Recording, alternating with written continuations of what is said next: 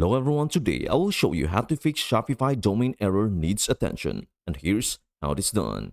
Go to your Shopify dashboard. Head to the settings option, located at the bottom left corner of your Shopify dashboard. Once there, look for the domain section. In this area, you'll be able to check whether your domain is properly connected and if there are any configuration issues.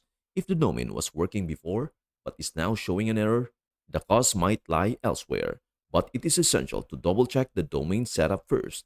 Another possible cause of domain issues is related to the apps you have recently installed on your Shopify store. Apps can sometimes interfere with the normal functionality of your site, including domain configurations. If you have installed any new applications recently, they may be causing a conflict. In this case, go back to the settings menu and click on Apps and Sales Channels. Review the list of installed apps and identify any that may have caused the issue. Select the app you suspect and click and install. After uninstalling the application, check your store again to see if the domain issue is resolved.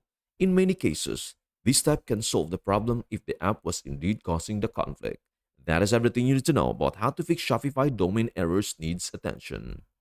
Before we end, may I humbly ask you a favor? Please do like, share, and subscribe to our channel. This means the world to us. Thank you so much for watching. We hope to see you in our next video.